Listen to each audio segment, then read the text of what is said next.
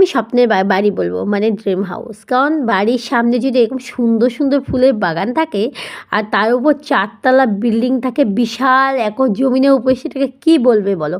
Dream হাউসই তো বলবে। আর এত সুন্দর সুন্দর ফুল আমি দেখে তো একদম অবাক, আরও পাগল হয়ে গিয়েছিলাম, কারণ আমার ফুল সেই ভালো লাগে।